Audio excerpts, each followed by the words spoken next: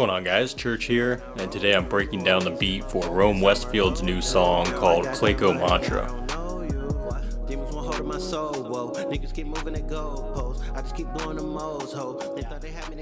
Alright, so this new song by Rome called Clayco Mantra just dropped last week, so it's still pretty fresh. This is, I think, the 4th or 5th song we have now together, going back to 2019. This one was actually done pretty quickly, honestly. So around, I think it was either Christmas Eve or New Year's Eve. I think I said New Year's Eve, but I don't know if that's like when it was or not. But somewhere around the holidays, I remember that his album had just came out, like the beginning of the month. And so I was like, well, he just released a new album. Maybe he's looking for stuff now. I wasn't really sending him that much material at that time because I knew that he was dropping a new project and I figured he was focused on that. But then once he came out with it, I was like, well, I'll just send him some stuff I got. And I just made this beat today. So I figured, why not just send this one to him? It feels like he would probably be into this one. So I sent it over, and I'd say within like 30 minutes he hit me back. He's like, dude, I'm loving this track that you just sent me. And it ended up being this one. I think I sent like 2 or 3, but it ended up being that one. And literally that night he ended up doing the demo for it, which is basically what you hear in this song. It was touched up a little bit, and I think he re-recorded some of the parts and everything, but for the most part he knocked out this whole song in a night. So literally I made it that day. By the end of the night we had like a song. So crazy. I don't know if I've ever had that happen, especially through like sending emails and things like that. That's usually like a rarity because you have to wait for the artist to kind of get a feel for the record and see if they even want to do anything with it. So yeah, that was basically how it came together. And then the last couple months, I know that I think he was just sitting on it waiting to drop it, and then he hit me up and I resent him the files and everything for him to remix. And he ended up like adding a little bit of like breaks in the beat and everything, and just changed a couple things. But overall, for the most part, it's basically the same exact song that was made the day it was made. So I guess I'll just break down like usual the sounds that went into the beat and everything, and just show you what I did. So basically the main part and like the beginning part is just a melody that I put together and then just reversed it. So this is what it sounds like when it's reversed.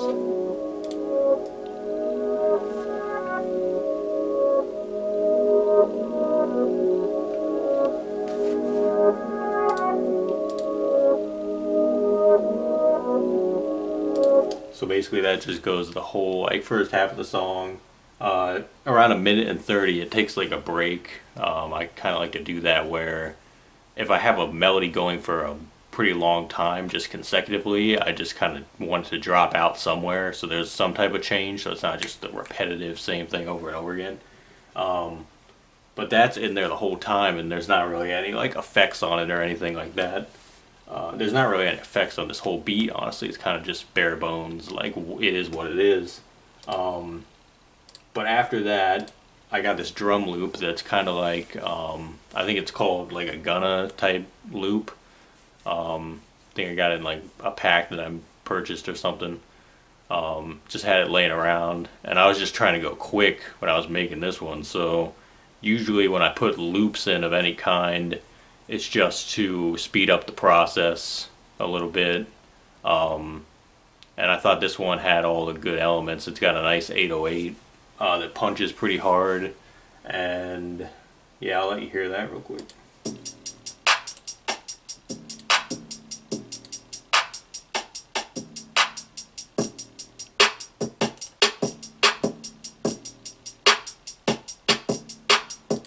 So the only thing I did with that is I lowered the pitch by a few cents. Other than that, I didn't really mess with that at all. It's kind of just the same thing for the whole middle of the beat and everything. But it was mixed very well. The thing about drum loops is you can get drum loops that are not mixed well, and so that kind of messes up like how it sounds and how it like punches through and everything. But this one was mixed pretty well, so I didn't have an issue using this one. Like I said, the 808 carried pretty well, the kick, and even the hi-hats are pretty crispy.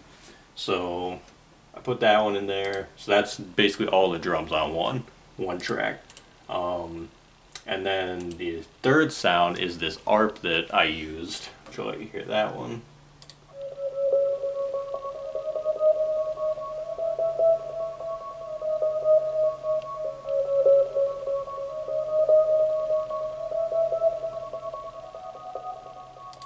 So there's that. You can probably hear it like toward the background of the track. It's like reminds me of like some sci-fi shit. Like it's super spacey, super weird, but it just complements like a counter melody essentially. Kind of goes with everything else. And then the main part, which is on the hooks and the outro, is the flute. So I'll just play you that, and that's the final sound in the beat. So.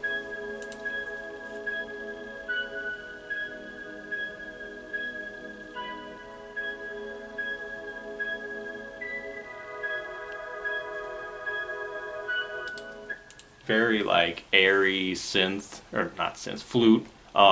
Reminded me of some, like when it's soloed out, it reminds me of something that would be on like an old like 70s song maybe.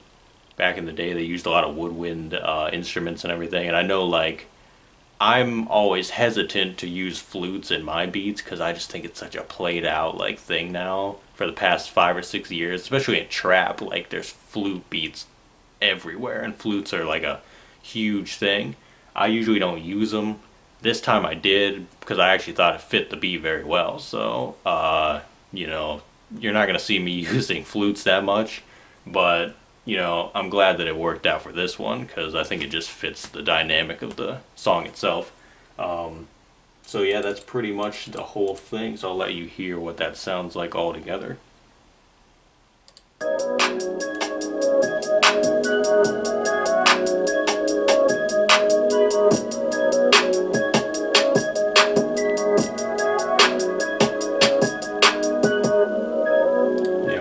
Goes into the outro and just slowly fades out. Typical, you know, beat that I would do, honestly. 2.5 minutes, I think. Or actually, no, it's a little longer. Let me see here. Yeah, it's...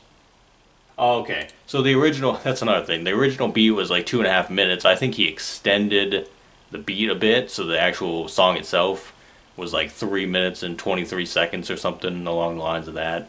So yeah, I mean, that's basically the whole thing right there. Just a few tracks per usual, strip it down so the artist has room to do their thing on it.